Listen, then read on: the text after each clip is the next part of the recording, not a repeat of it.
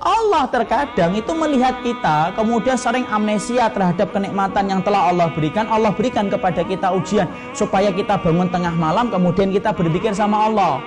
Banyak kan orang ketika lagi diuji kemudian khusyuk sholatnya. Coba ketika tidak lagi diuji, sholatnya nanti diundur-undur aja, jam 2, setengah 3 baru sholat. Tapi ketika diuji dengar adzan, ingin meneteskan air mata, ngambil sajadah, dia wudhu, sholat. Kenapa? Dia diuji, dia butuh tempat untuk mengadukan semua masalahnya hanya kepada Allah. Orang kalau kemudian mereka tidak pernah diuji, maka mereka tidak akan pernah merasakan enaknya muraqabah, enaknya berdekatan dengan Allah. Makanya Allah kemudian dapati seorang hamba, ketika Allah melihat dia dengan banyak kemudahan, Allah sulitkan sesekali. Kenapa? Supaya kembali dia merintih kepada Allah. Makanya lihat, orang yang mampu khusyuk di dalam ibadah itu kapan? Ketika merasa dekat dengan Allah.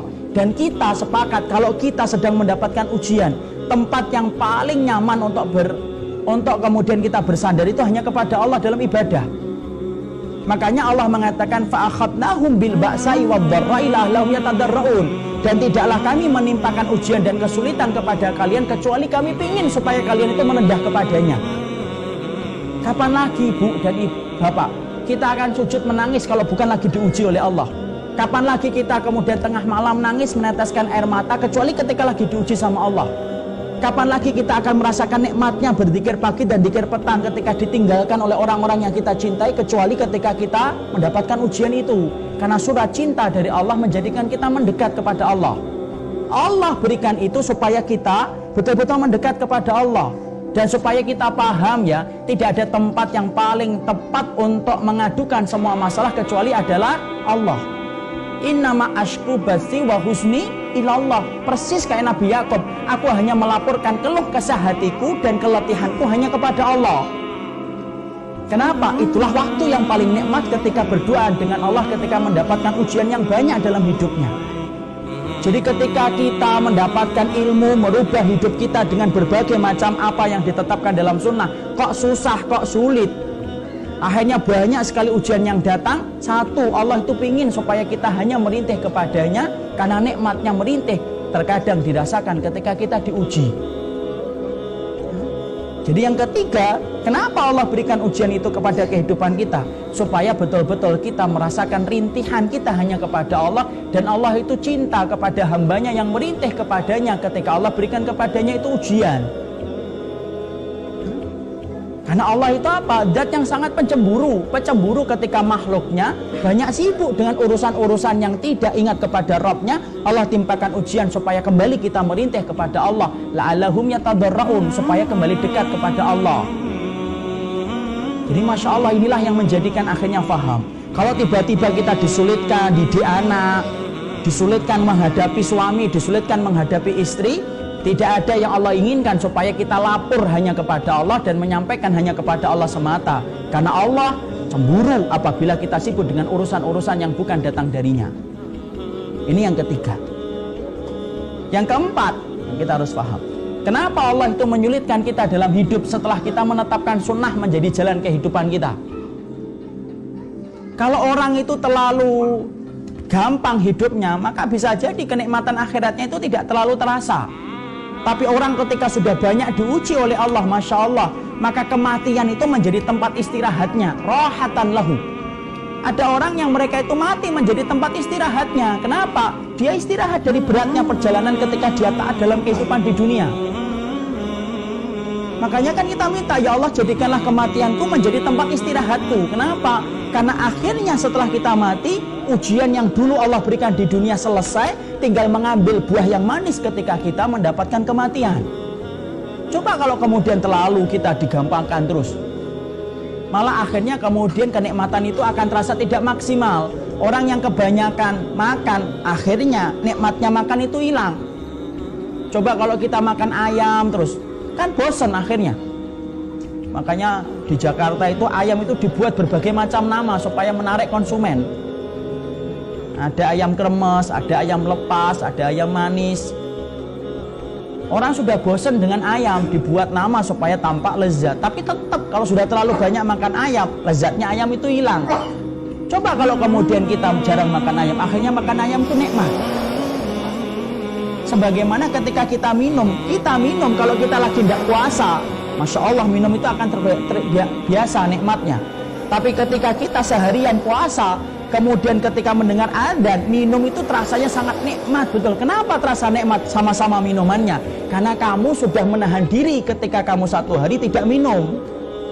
Allah memberikan kepada kita ujian, itu salah satunya supaya betul-betul kamu menahan diri, supaya maksimal nikmatmu nanti di akhirat, supaya ketika kamu mati, kamu betul-betul merasakan kematian itu menjadi tempat istirahat.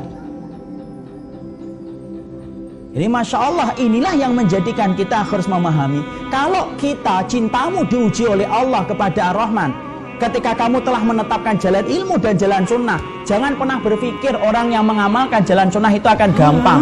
Siapapun orang yang menyangka setelah dia mendapatkan sunnah akan gampang hidupnya, berarti ketika membaca surat Al-Baqarah, dia melompati ayat 214. Karena di dalam surat Al-Baqarah 214 Allah berfirman, am hasibatum antadkhulul jannata walamma ya'tikum masalul ladina khalau min qablikum masathumul ba'sa wadh-dharra'u wazulzilu hatta yaqular rasulu waladina amanu ma'ahu mata nasrullah.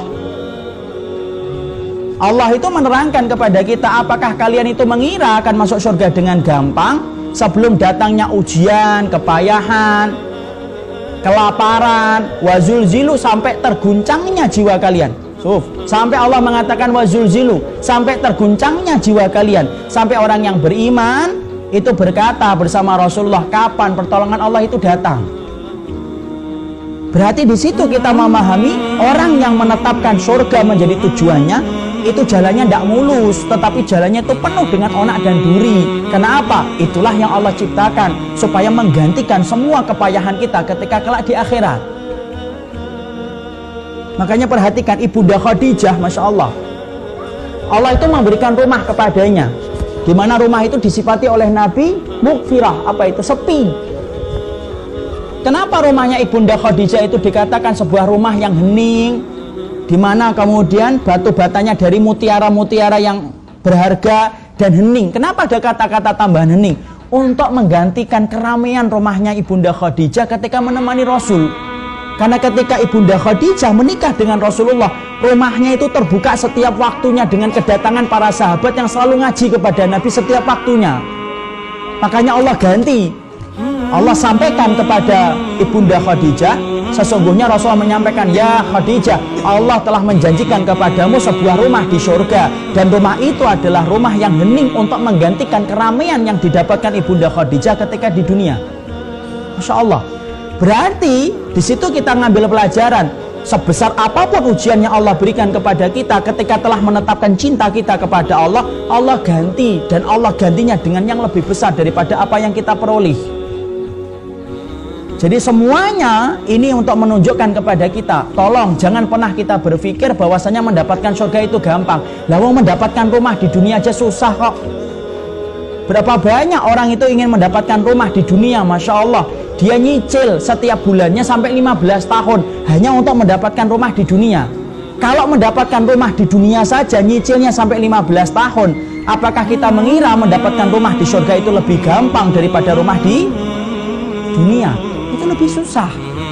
Dan Allah jadikan itu, Allah ujikan kita ketika kita mencintai Allah dan ingin mendapatkan rumah di surga. Allah berikan kesulitan supaya kita tidak salah, bahwasanya kita ketika dicintai oleh Allah, cintanya Allah itu beda dengan cintanya makhluk. Cintanya Allah itu akan betul-betul menguji kita.